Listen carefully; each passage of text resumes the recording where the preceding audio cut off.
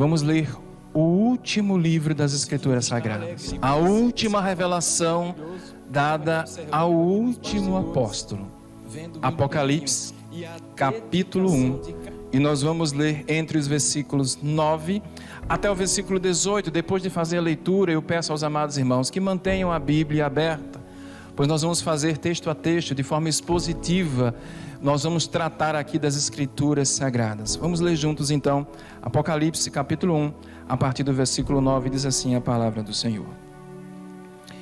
Eu, João, irmão vosso e companheiro na tribulação, no reino e na perseverança, em Jesus achei-me na ilha chamada Pátimos por causa da palavra e do testemunho de Jesus. Achei-me em espírito no dia do Senhor e ouvi por detrás de mim uma voz, uma grande voz como de trombeta, dizendo: o que vê escreve em livro e manda às 7 igrejas: Éfeso, Esmirna, Pérgamo, Tiatira, Sardes, Filadélfia e Laodiceia. No versículo 12 diz: voltei-me para ver quem falava comigo, e voltando vi 7 candeeiros de ouro, e no meio dos candeeiros um semelhante ao Filho do Homem, com vestes talares, cingidos à altura do peito com uma cinta de ouro. A sua cabeça e cabelos eram brancos como a alva lã. Os seus olhos eram como que chamas de fogo.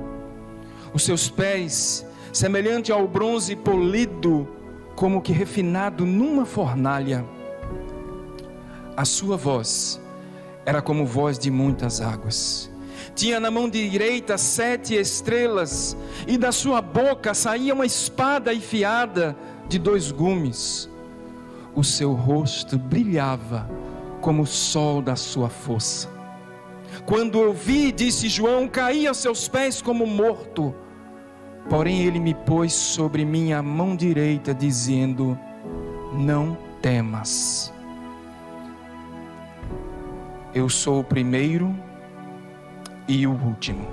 Por fim, no versículo 18, ele diz: aquele que vive, estive morto, mas eis que vivo estou pelos séculos dos séculos, e tenho as chaves da morte e do inferno. Glórias a Deus pela sua palavra. Amados, estamos concluindo esse mês de agosto, vivenciando o mês da juventude, nós como os batistas brasileiros. E certamente esses jovens hoje está vivendo, assim como todos nós, algo muito, digamos, difícil na trajetória cristã. Os jovens que são bombardeados dentro das faculdades, que muitas vezes entram em confronto com próprios cristãos dentro do seio da faculdade. Os jovens que são bombardeados dentro das suas casas, nos seus lares, dentro da sua vizinhança. Muitas vezes, tendo que não escapar daquele meio social, se rende ao que o sistema do mundo oferece. E o que o sistema deste mundo está oferecendo? Pluralismo, relativismo, influenciadores digitais que estão modificando a cabeça dos jovens. Mas a Bíblia diz que aquele que permanecer fiel até o fim, esse receberá a coroa da vida eterna. Por que nós estamos lendo a visão glorificada de Jesus, o Jesus glorificado? Porque muitas vezes na nossa caminhada cristã nós encontramos tanta dificuldade, tantos problemas e tantas situações, o qual nós falamos aqui sobre a nossa juventude, e nós também, no sentido de que muitas vezes a gente olha para trás e vê toda a nossa trajetória, e por muitas vezes a nossa fé, ela falha. Muitas vezes pelas nossas situações que nós enfrentamos nesse mundo, a nossa fé, ela é posta em prova. Muitas vezes a gente nem percebe, mas está dentro de uma fornalha de fogo ardente. E muitas vezes nós precisamos da palavra de Deus para aquecer o nosso coração, Porque eu não sei se os amados irmãos perceberam, mas a fornalha de hoje é um pouco diferente naquele tempo. Naquele tempo, a fornalha, quando era acesa 7 vezes mais, o fogo consumia o corpo, mas a fornalha de hoje, ela é mais inteligente. Ela não ferve, o fogo é mais brando, a fim de que a minha fé e a tua fé, ela esfrie. Olha só, é ao contrário. É por isso que a gente precisa se fortalecer na palavra de Deus. Então aqui João, ele tem uma tremenda visão. E antes de nós começarmos aqui o texto, é muito bom a gente primeiramente entender. Quando nós olhamos para trás, nós observamos e vemos um Cristo que outrora foi crucificado. Nós temos a imagem de Jesus, e muitos guardam, quando pensam em Jesus crucificado, e não está errado. Porque quando nós olhamos para o Cristo crucificado, lembramos que somos coparticipantes do seu sofrimento. Mas aqui nós vamos olhar o Cristo glorificado. E quando olhamos para o Cristo glorificado, nós precisamos lembrar que nós somos coparticipantes do seu reino. E isso aquece a nossa fé. Isso nos faz crescer. E o primeiro versículo aqui, logo no versículo 9, acompanhe comigo nas escrituras. João, ele traz uma dedicatória, e ele se coloca nessa dedicatória, quando ele vai dizer assim, eu João. Quando João ele diz, eu João, ele está ali colocando-se como que um canal de bênção, naquela dedicatória, naquela visão, naquelas cartas que serão enviadas para as igrejas. E João, ele entra na sua dedicatória.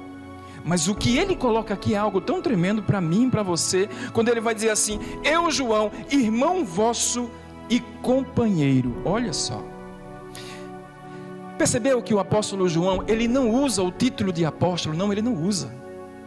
Ele se coloca tão somente como irmão. E infelizmente nos dias de hoje, muitos se autodenominam apóstolos. Muitos elevam os seus cargos dentro das próprias igrejas e se colocam num pedestal muito alto, mas esse apóstolo aqui é humilde. Ele está dizendo, eu João, irmão vosso. E ele completa com algo maravilhoso, porque ele diz assim, eu também sou companheiro de vocês. E quando a gente vai estudar e fazer aqui, extrair do texto o conhecimento, a gente vê que esse companheiro, na língua original, significa comunhão. E comunhão significa compartilhar algo em comum. Ora, João está dizendo assim, olha, eu sou irmão de vocês e sou companheiro, porque João, ele compartilhava de algo em comum com aqueles irmãos. E sabe por que João ele faz isso? Porque ele tem toda a autoridade e autonomia para o fazê-lo. Porque não adianta a gente estar dentro da igreja e não ser companheiro na luta pelo reino. Às vezes a gente está paralelo à igreja, a gente não participa das coisas que acontecem na igreja, a gente não está ali orando a fim de que a igreja cresça. Muitas vezes a gente está dentro da igreja e não é companheiro. Mas João, ele está dizendo, eu sou companheiro de vocês. E essa questão de compartilhar é algo tremendo, porque ele abre aqui no texto, no versículo 9, 3 características de comunhão. Primeiro, João, diz a palavra de Deus, que ele é companheiro e irmão na tribulação. Grifa na sua Bíblia. Primeiro, João é companheiro e é irmão na tribulação. E o que significa isso? Devemos lembrar que João, ele está preso pela palavra de Deus. A gente vai ver um pouco mais na frente. Mas, quando João diz, eu sou companheiro e irmão de vocês na tribulação, é porque aquela igreja na época, nos primeiros séculos, perseguida por um tirano, um imperador chamado Domiciano, que pegava os cristãos com toda a sua maldade, considerado o segundo Nero, empalava os cristãos de piche, colocava no seu jardim e acendia para servir de tochas humanas, tamanha era a sua crueldade. E João, ele foi companheiro desta igreja que foi perseguida por um terrível tirano. João está dizendo, eu sou companheiro de vocês nessa tribulação. E parece-me, amados irmãos, que a igreja, ela quanto mais ela é perseguida, mais é o momento que ela cresce. Percebeu nisso? Na história da humanidade, a igreja sempre foi perseguida, e quanto mais ela era perseguida, mais o evangelho se propagava. Mas Jesus Cristo, no seu sermão, profético, em Mateus no capítulo 24, ele nos orientou quanto a isso. Ele disse: olha, vocês vão ser perseguidos, serão falsos mestres, falsos profetas, pandemias, epidemias, vírus, mas a igreja que for fiel e permanecer, essa será vencedora. Tribulação nunca vai deixar de faltar para a igreja. Mas a palavra de Deus para mim e para você essa noite é: alegre-se, você tem um Cristo que é vencedor e que te fez vencedor. Somos companheiros e somos irmãos na tribulação, e nada, absolutamente nada, Paulo vai dizer em Romanos 8,39, nada nos separará do amor de Deus que está em Cristo Jesus. Nem fome, nem espada, nem morte, nem a vida, nem principado, nem potestade, nem altura, nem profundidade. Nada, amado, vai te separar do amor de Deus que está em Cristo Jesus.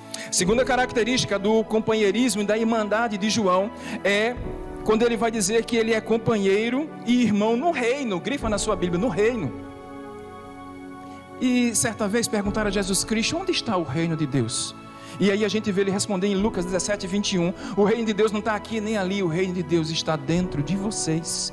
O reino de Cristo já foi estabelecido na terra, não que de forma plena, mas o reino de Cristo está dentro de mim e dentro de você. Alegre-se, amado, o reino de Deus está dentro de você.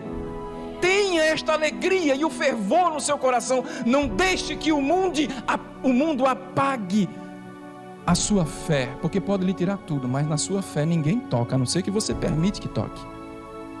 Não deixe que isso aconteça. Então vem a terceira característica e última aqui no versículo 9. João, ele é irmão e companheiro na perseverança. Grifa na sua Bíblia. Essa perseverança aqui no original não significa dizer alguém que está de braços cruzados, esperando o mar do acontecimento. Eu estou aqui na igreja, mas estou esperando as coisas acontecer. Não. Aquele que persevera, ele luta. A perseverança é para promover no seu coração o sentido de você ser corajoso, ser um soldado de Cristo que luta pelo Evangelho. Não é para ficar sentado no banco, é para brigar, para viver, é para lutar pelo reino. Não precisa ser advogado de Deus, que Deus não precisa de advogado. Deus criou você não para ser advogado dele, sim para ser testemunha dele. É diferente. Quando eu entendo isso, eu sei que eu estou perseverando pela obra, porque a igreja que olha para Cristo e sabe que ela é o alvo, é uma igreja que persevera. Sabe por quê? Porque entre a tribulação e a glória existe o espírito de perseverança, e que Deus brote isso fortemente no nosso coração. Amados, sabe por que a gente tem que ser perseverante? Porque muitas vezes, como o apóstolo Pedro, lá na sua primeira carta, no capítulo 1, no versículo 3, a partir do versículo 3, ele vai dizer que a gente deve estar preparado para uma viva esperança.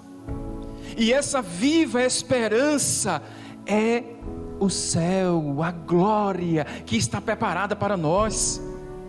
Ele, nesse mesmo texto, ele vai dizer: olha, se necessário vocês vão ser provados, se necessário vocês vão ser entristecidos, mas sabe para quê? Para que a tua fé, que é mais valiosa do que qualquer ouro nessa face da terra, redunde em honra, em louvor, em glória para Jesus Cristo. Seremos contristados, entristecidos, mas permaneça firme, amado. Permaneça firme, não desista, continue em frente. Bem no finalzinho aqui no versículo 9 temos o motivo, o porquê que João ele está na ilha chamada Pátimos. Essa ilha aqui é uma colônia penal romana. Para lá o imperador Domiciano mandava todos os piores prisioneiros, e era lá que João estava, sofrendo, padecendo, no chão frio da prisão, vestido com pano de trapo. Mas por que ele foi preso? Observe aí no versículo 9: por conta da palavra de Deus e por conta do testemunho de Jesus. Então ele não negou a sua fé, ele estava lá porque ele crê, ele estava lá porque a fé dele, o alvo dele é Cristo Jesus, por isso que ele estava preso na ilha de Pátimos. Mas olha o que acontece no versículo 10, leia comigo, porque João ele não estava somente fisicamente, ele estava em espírito. Acompanhe o versículo 10. Achei-me em espírito no dia do Senhor, ou seja, João, quando estava na prisão, ele não estava somente fisicamente, ele estava em espírito. E aquele horrendo lugar, aquele lugar que parecia ser como que o exílio dele, aquele lugar terrível, se transformou na antessala do trono de Deus. João não estava só fisicamente, João ele estava em espírito. Sabe o que isso significa para mim e para você? É que não importa o exílio que você se encontre agora, você que está aqui, você que está em casa, não importa as circunstâncias que está fazendo de você, que você está agora num exílio, como que um exílio, não importa, porque quando Deus ele fala em espírito, esse exílio se torna a antessala do trono de Deus.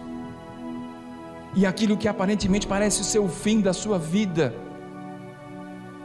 querido, eu quero te dizer essa noite, que quando você está em espírito, todo exílio, não importa qual, é transformado na antessala do trono de Deus, na porta do céu. E é isso que nós vemos claramente aqui no texto. E João ele ouve a voz. É interessante que a visão glorificada de Jesus começa pela audição, porque João ele ouve a voz. Acompanhei versículo 10. Eu ouvi uma voz por detrás de mim. E perceba que ele não se vira, né? E aí a gente pode se colocar aqui no lugar de João. João fazia mais ou menos 60 anos que não ouvia a voz de Cristo. Como tremendo foi ouvir a voz do Senhor. E essa voz, João, ele compara como que voz de trombeta. No Antigo Testamento, trombeta representa um estrondo. A voz de Cristo como se fosse um estrondo, mas também a trombeta significa para alertar o exército. Olha, Deus está convocando um exército e a trombeta está tocando. Está alertando os corações de jovens, homens, mulheres, crianças, idosos, para continuar pregando o Evangelho do Senhor. Não se rendendo ao sistema desse mundo. Que texto maravilhoso, amados. Você precisa fechar os olhos e se colocar na visão de João. É isso que a gente precisa, senão a gente não vai entender. E aí então, vem o versículo 11, quando diz, olha João, quem vê, escreve. E então Cristo pede para João escrever, e ele escreve para 7 igrejas, e essas 7 igrejas representam todas as igrejas, de todas as épocas, de todo o tempo. Então significa dizer que essa carta é para mim e é para você. Então vem o versículo 12, porque só aqui João ele volta para ver quem é que falava. Voltei-me para ver quem falava comigo. João então virou. A voz era tão estrondosa que ele se vira, só a partir do momento que ele se vira. E quando ele se vira, ele vê 7 candeeiros de ouro. O que significa isso? Se você for lá no versículo 20, você vai ver no versículo 20, ainda no capítulo 1, que os 7 candeeiros de ouro são as 7 igrejas. Esses candeeiros aqui representam as 7 igrejas. Sabe o que isso significa? Significa que o mundo vê Jesus Cristo através da igreja. João não vê logo Jesus, ele vê a igreja primeiro. E esse significado faz todo sentido para mim e para você. Você sabe por quê? Porque a grande pergunta dessa noite é: como é que Cristo está sendo visto através das igrejas no mundo hoje? Como é que Cristo está sendo visto através da primeira igreja batista em Jardim Paulista? Como esta comunidade está olhando para Cristo através dessa igreja? Vamos mais profundo. Como é que Cristo está sendo visto através de mim e de você como igreja? Porque Cristo nos disse isso lá em Mateus no capítulo 5, no seu Sermão do Monte. Vós sois a luz do mundo. Assim brilhe a vossa luz, a fim de que suas obras apareçam e o nome de Cristo seja glorificado. Amado, nós somos luzeiros desse mundo. E precisamos refletir a luz de Cristo em nós. E como eu e você está vivendo como igreja hoje? É uma pergunta retórica, mas é uma pergunta que vai fazer você pensar como igreja. Chegamos então, amado, a partir de agora no versículo 3, o tema desta exposição, a visão do Jesus glorificado. E nós vamos fazer um contraponto com Cristo crucificado. Perceba comigo no versículo 13. E no meio dos 7 candeeiros, essa é a visão que João ele tem, um semelhante a filho do homem, com vestes talares e cinto de ouro à altura do peito. Deixa eu te falar aqui. Vestes talares são vestes longas que vai até os pés. Essas vestes são as vestes sacerdotais.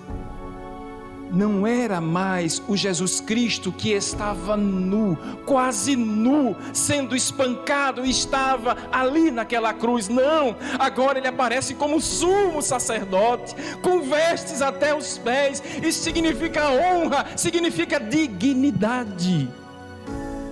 E aí nessa mesma visão ele tinha um cinto de ouro, não é? Na altura do peito. Que coisa tremenda! O cinto de ouro, amados, representa Cristo como um sacerdote e rei. Não era mais o Cristo que estava com o pano em volta da cintura lavando os pés do discípulo. Não era. Agora ele aparece com grande poder e glória, com um cinto de ouro. Você consegue imaginar isso? Na altura do peito. Não era como as vestes do sacerdote que tinha fios de ouro, não, no cinto. O ouro aqui era ouro maciço. Significa que ele é rei dos reis. Ele é Senhor dos senhores. Alegre-se, amado. Esse é o Cristo glorificado.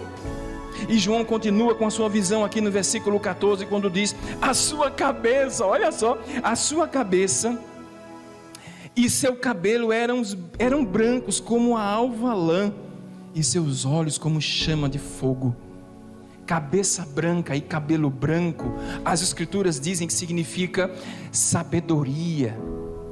Cabelos brancos e cabeça branca significa que ele é eterno. Isaías 9,6, não é?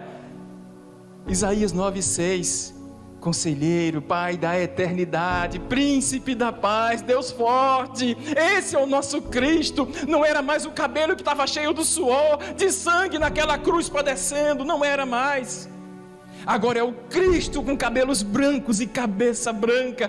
Que coisa linda, que tremenda visão que esse apóstolo está tendo. E segue ainda a visão, versículo 15, acompanhe comigo.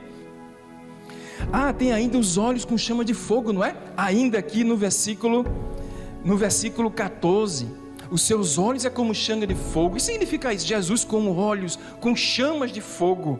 Olha que visão tremenda. O fogo aqui representa a sua justiça, os seus olhos de justiça. Sabe por quê, amado? Porque ele é onisciente, nada se esconde dos olhos do nosso rei, pois tudo que está em oculto, em trevas, os olhos de justiça de Cristo dará à luz. Tudo que está oculto será colocado à luz. Versículo 15, acompanhe comigo. Os seus pés eram semelhante de bronze polido, como que refinado numa fornalha, e sua voz era a voz de muitas águas. Pés de bronze polido significa dizer que ele é onipotente, força. Não era mais os pés que estavam furados na cruz, não era. Os seus pés agora são como que de bronze polido, e todos os seus inimigos estarão debaixo dos seus pés. Todos os seus adversários serão colocados dos pés do nosso Cristo. E quando a Bíblia nos diz que a sua voz era de muitas águas, a gente precisa lembrar que João estava numa ilha, e certamente João viu o estrondo da água batendo nas rochas, certamente João viu a força das ondas batendo, e ele associou isso com a voz do nosso Senhor, a voz de estrondo de muitas águas. Chegamos então aqui no versículo 16, e o versículo 16 diz que ele tinha na mão direita as 7 estrelas, e da sua boca, não é? Acompanha aí, saía ali uma espada afiada de 2 gumes. Essas 7 estrelas, também o versículo 20 nos informa que são seres celestiais, e como o anjo também é mensageiro, também pode ser aquele que traz a mensagem, ou seja, a liderança da igreja. Quando diz que Jesus ele tem as 7 estrelas na sua mão, quer dizer que o nosso Cristo não está mais com a mão furada, ele tem o domínio da liderança e da igreja na sua mão, nada escapa da sua mão, e por isso nós podemos descansar em paz. Amados, é tremenda essa visão de João. E por fim vai dizer que saía uma espada afiada da sua boca. Essa espada aqui não é a palavra de Deus, não é. Essa espada afiada é o juízo que o Senhor Jesus trará para toda a humanidade. Ele é o Rei dos Reis, Senhor dos Senhores, juiz de tudo e de todos.